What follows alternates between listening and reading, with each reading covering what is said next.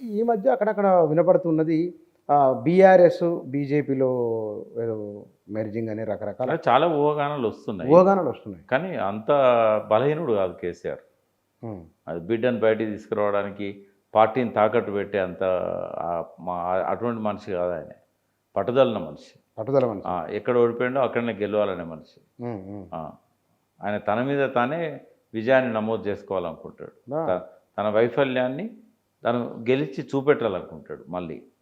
ఎక్కడైతే ఫెయిల్ అయ్యిండో అక్కడనే ఆయన పట్టుదల నాకు తెలుసు. ఆయన జస్ట్ ఏదో ఇప్పుడు ఒక బిడ్డ జైలు పోకుండా ఆపుకోవాలనుకుంటే ఆ రోజే బీజేపీకి సరెండర్ అయ్యేవాడు. తెలుసు బిడ్డను అరెస్ట్ చేస్తారని తెలుసు, ఇవన్నీ ఉంటాయి. బట్ ఏది ఏమైనా కూడా అంత బలహీనుడు కాదు. బీజేపీలో బీఆర్ఎస్ను విలీనం చేసే అంత బలహీనుడు అయితే కేసీఆర్ కాదు. ఎట్టి పరిస్థితుల్లో కాదు. అది ఎవరు చెప్పినా నమ్మాల్సిన అవసరం లేదు. కానీ మీ అంచనా ప్రకారం చూస్తే కనుక రాబోయే రోజుల్లో మరి బీఆర్ఎస్ నిలబడుతుందా? మరి నేనేమంటున్నా, బీఆర్ఎస్ నిలబడాలంటే రెండు చెప్పాను నేను. ఈ రెండు మొదలు కాలే ఇంకా. ఆయన లోపల మార్పు వస్తున్నట్టుగా ఎటువంటి సంకేతాలు ఇప్పటివరకు స్టార్ట్ కాలే. ఆయన అనుకుంటుండొచ్చు, రియలైజ్ అవుతుండొచ్చు జరిగిన దానికి, మారాలని అనుకుంటుండొచ్చు. కానీ అది బయటికి కనబడాలి, విజిబుల్గా ఉండాలి, ప్రజలు గ్రహించగలగాలి. రెండవది ఏంటంటే ప్రక్షాళన కార్యక్రమం కూడా మొదలు కాలే. ఈ రెండు మొదలు కానప్పుడు కోరుకుంటాం తెలంగాణకు వాయిస్గా బీఆర్ఎస్కు ఉండే అది వేరే వాళ్ళకు ఉండదు కదా. ఉద్యమానికి నాయకత్వం వహించిన పార్టీ కదా. 10 ఏళ్ళు ఆ పార్టీ నాయకునిగా తెలంగాణ డెవలప్ చేయడానికి కష్టపడ్డాడు కదా. ఆయన ఉంటే బాగుండని అనుకుంటాం. కానీ ఆయన లోపల మార్పు రానప్పుడు అది ఆచరణ సాధ్యం కాదు కదా. పార్టీ ప్రక్షాళన కూడా ఇప్పటివరకు ఏం మొదలు కాలేదు. కనీసము బుచ్చన్న ఒకటి అడుగుతా, ఎమ్మెల్యేలు పోతున్నారు కదా, వీళ్ళని ఆపడానికి ఏం చేయాల్సి ఉండే? ఫస్ట్ ఆయనే ఒత్తిడి చేయాల్సి ఉండే ఈ డిస్క్వాలిఫికేషన్ కోసం. ఇప్పటివరకు నిన్న ఏదో వీడియోలో చూశాను నేను, మధుయాష్ గారు చెప్తా ఉన్నారు, కేవలము ఒక దానం నాగేందర్ గురించే పిటిషన్ ఫైల్ చేశారు, ఇంకొకరి గురించి ఎవరి గురించో చేశారు. కనీసం పోయిన ఎమ్మెల్సీల మీద ఎమ్మెల్యేల మీద కూడా ఇప్పటివరకు పిటిషన్ ఫైల్ చేయలే. డిస్క్వాలిఫికేషన్కి చేయాలి కదా. అంటే దీనికి ఎన్ని రోజులు కావాలి? ఫార్మాట్ ఉంది కదా. అంటే పోతే పోనీ అనే ధోరణ అట్లా కాదు. ఇదేం చేయాల్సి ఉండే అంటే ఒక్కటన్నా బై ఎలక్షన్ తేవాల్సి ఉండే. దానం నాగేందర్ అయితే అడ్మిషన్ స్టేజ్లోనే డిస్పోజ్ అవుతుంది. ఎందుకంటే ఆయన ఎమ్మెల్యే ఈ పార్టీ నుంచి గెలిచిండు, ఎంపీగా ఆ పార్టీకి నామినేషన్ వేసిండు. అవును, దానికి విచారణ అవసరమా? అసలు ఎలక్షన్ కమిషనే చేయాలి ఆ పని, డిస్క్వాలిఫై చేయాలి ఏకపక్షంగా. దానికి ఎవరు అప్లికేషన్ కూడా అక్కర్లేదు, సోమోటో తీసుకొని చేయాలి. ఎప్పుడైతే ఆయన నామినేషన్ వేసిండో సోమోటో తీసుకొని చేయాలి. ఇప్పుడు 2 ఎలక్షన్ కమిషన్ దానిలో ఉన్నాయి కదా. ఏమని? ఒక పార్టీ నుంచి ఎమ్మెల్యే గెలిచిండు బీఫామ్ మీద, ఇంకో పార్టీ నుంచి బీఫామ్ తీసుకున్నాడు ఎంపీకి. దానికి ఏ ప్రూఫ్ కావాలి ఎలక్షన్ కమిషన్కి? మరి ఎందుకు చేయలేదు? మేనేజ్ చేశారు. ఎలక్షన్ కమిషన్ అయితే సీరియస్గా తీసుకోవాలి కదా, తీసుకోవాలి. సుమోటో చేయాలి. చేస్తే బై ఎలక్షన్ వస్తుంది కదా. ఒకవేళ వాళ్ళు చేయలేదు, నువ్వు కోర్టులో దాన్ని స్పీడప్ చేసి బై ఎలక్షన్ తీసుకురావాలి. ఒక బై ఎలక్షన్లో కనుక ప్రజలు ఆయన ఓడించిండ్రు అనుకో, ఇంకెవడు పోడు కదా పార్టీ వదిలిపెట్టి. ఎమ్మెల్యేలు పోరు కదా, పోతలేదు. అంటే సామధాన భేద దండోపాయాలు ఈ 4 ఉపయోగించాలి. మహాభారతమే చెప్పింది కదా. ఈ 4 ఇట్లా ఏది ఉపయోగిస్తలేదు. ఏది ఉపయోగించుకున్నప్పుడు నువ్వు శక్తిహీనుని కదా, నీకే శక్తి లేదా. మరి మీలాంటి వాళ్ళు ఎందుకు పోతారు చెప్పొచ్చు కదా. మీరు ఇన్నేళ్ల పాటు ఆయనతో కలిసి ఉన్న వాళ్ళు, ఆయన ఎంబడి కలిసి తినే వాళ్ళు, సలహాలు ఇచ్చిన వాళ్ళు ఇప్పుడు ఎందుకు? అంటే నేను మీడియాలోనే చెప్తున్నా కదా బుచ్చన్న, ఇంకా చెవులో చెప్పాల్సిన అవసరం ఏంటి? ఇప్పుడు కొన్ని చెవులో చెప్పాల్సిన దశలో చెవులో చెప్తాం. ఇప్పుడు అందరూ రోడ్డు మీద పడ్డ తర్వాత ఇప్పుడు చెవులో చెప్పాల్సిన పరిస్థితి ఎందుకు? ఓపెన్గానే చెప్తున్నాం మనం. వాళ్ళు దాన్ని తీసుకోవచ్చు కదా. నేనే కాదు, నా ప్రొఫెసర్ నాగేశ్వర్ ఆయన చెప్పే సలహాలు ఆయన చెప్తున్నాడు. కోదండరాం లాంటి వాళ్ళు ఈయన ఈ తప్పులు చేసిండు అని కోదండరాం చెప్తున్నాడు. అంటే తెలంగాణలో కొంత గౌరవం ఉన్న వాళ్ళంతా చాలామంది చెప్తున్నారు కదా. అలా నుంచి వాళ్ళు తీసుకోవచ్చు కదా. వాళ్ళకు అర్థమవుతుంది, వాళ్ళకు తెలుసు.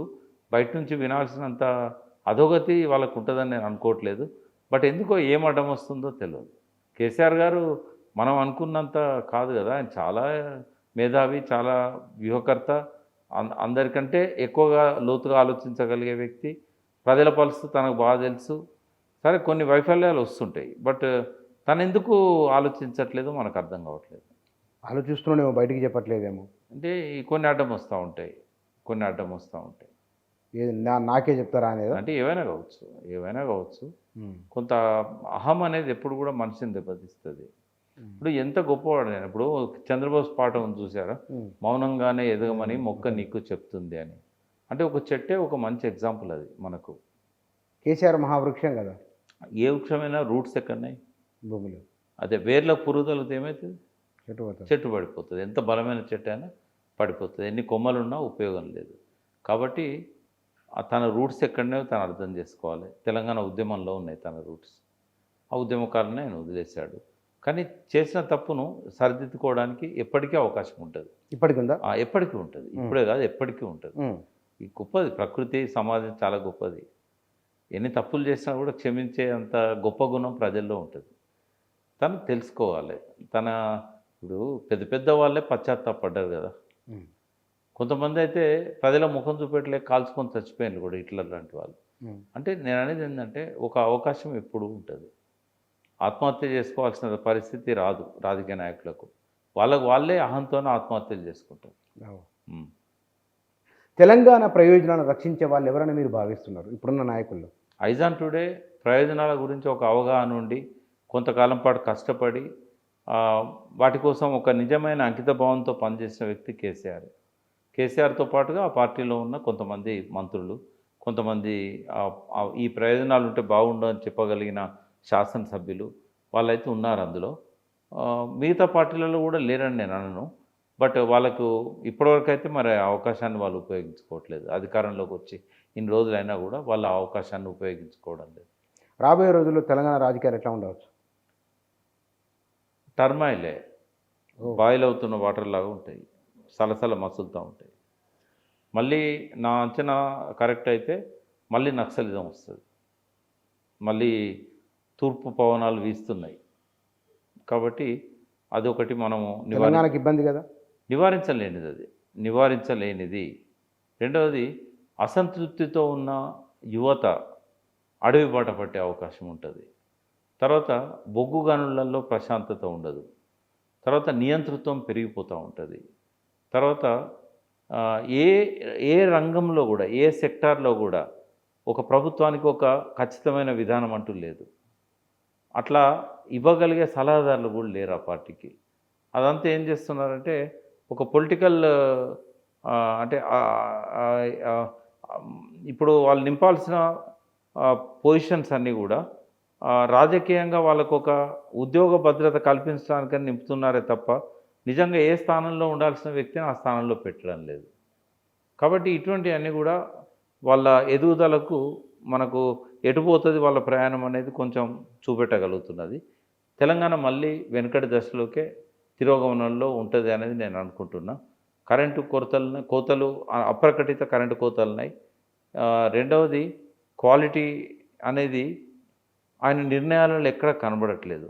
ఒక్క క్వాలిటేటివ్ డిసిషన్ కూడా ఈ లాస్ట్ 7-8 మంత్స్లో మనకు రాలేదు. మాటలు కొన్ని చెప్పాడు, బట్ అవి ఆలోచించి ఆచరించగలిగే మాటలని నేను అనుకోవడం లేదు. ఆయన విద్యా విధానం గురించి మాట్లాడినా, పిల్లలతో టీచర్లతో సమావేశమైన అప్పటికప్పుడు ఏదో అనుకుంటుండు, ఏదో చెప్తున్నాడు. ఎవరో ఆయనకు చెవులో చెప్పిన విషయాలను ఆయన బహిరంగంగానే వాళ్ళ పేరు చెప్పి ఫలానా ఆయన ఇట్లా అన్నాడు, అది నేను కూడా దానికి మంచిగా ఉన్నది సలహా అని అనుకుంటున్నా అని ఇట్లా చెప్తున్నాడు. బట్ ఒక కమిటెడ్ థింక్ ట్యాంక్ ఉండాలి. ఒక ముఖ్యమంత్రికి కమిటెడ్ థింక్ ట్యాంక్ ఉండాలి. బట్ ఆయన అధికారంలోకి రావడానికి ఎంతైతే ఎక్సర్సైజ్ చేశాడో అధికారాన్ని కాపాడుకోవడానికి అంత ఎక్సర్సైజ్ చేస్తున్నట్టు కనబడతలేదు. ఆయన అనుకుంటే ఎదగలుగుతాడు, కొట్టుకపోతారు. ఎందుకంటే సమయాభావం అనేది ఎప్పుడు ఉంటుంది. ఒక పొజిషన్లోకి వచ్చినాక, అంతకుముందు రేవంత్ రెడ్డికి చాలా టైం ఉండేది. ఆయన చేయాల్సిన పనులన్నీ కూడా ఆయన టైం ఆయన చేతిలో ఉండేది.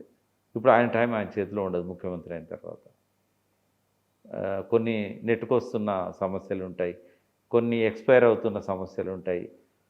Chief secretary, intelligence chief, DGP రకరకాలుగా ఆ టైంను తింటూ ఉంటారు.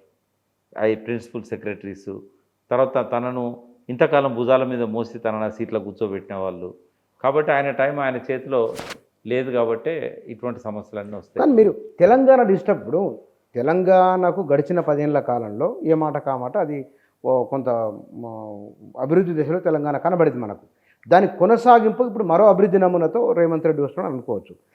ఇంత తొందరగా 7 నెలలు 8 నెలలు చూసే మీరు మళ్ళీ పూర్వపు తెలంగాణ అంచనాకు రావటం సరైందేనా? అంటే కేసీఆర్ గారు అకస్మాత్తుగా తెలంగాణ అభివృద్ధి పథకాలను ఇంప్లిమెంట్ చేయలే. 15 ఏళ్ళ ఎక్సర్సైజ్ ఉన్నది దాని వెనకాల. అందుకే అన్న రేవంత్ రెడ్డి అధికారంలోకి రావడానికి 15 ఏళ్ళ ఎక్సర్సైజ్ ఉంది. కేసీఆర్ ఏమో తెలంగాణను అభివృద్ధి చేయడానికి 15 ఏళ్ళ ఎక్సర్సైజ్ ఉంది. రేవంత్ రెడ్డికి ఆ ఎక్సర్సైజ్ చేసే అవకాశం లేదు. ఆ ఎక్సర్సైజ్ చేయగలిగే థింక్ ట్యాంక్ ఆయనతో లేదు.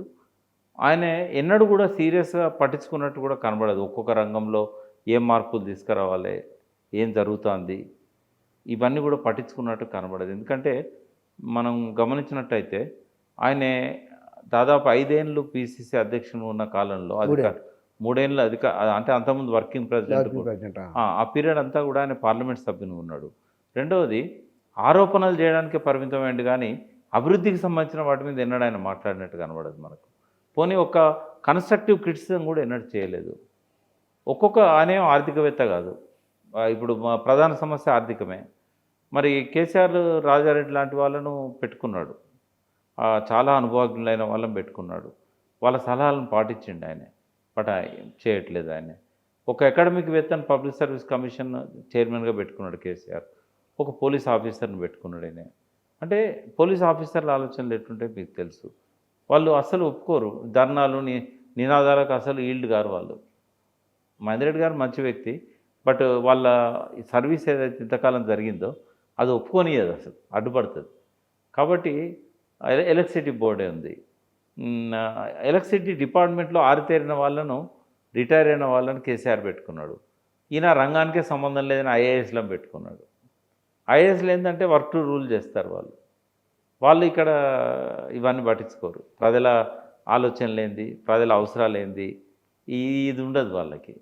కాబట్టి రేవంత్ రెడ్డి గారి పరిపాలనా పద్ధతిని కనుక సునిశ్చితంగా పరిశీలించినట్టయితే, కేవలం ఆయన మాట్లాడే మాటలను పక్కకు పెట్టి జరుగుతున్నదంతా లోతుగా అధ్యయనం చేసినట్టయితే, ఆయన పెట్టిన సెక్రటరీలు, వాళ్ళు చేస్తున్న పనులు, ఈయన తీసుకున్న నిర్ణయాలు, వెనకాల ఒక భావదారిద్ర్యం, ఇవన్నీ చూసినట్టయితే జర్నీ సరిగా లేదని మాత్రం చెప్పగలుగుతాం.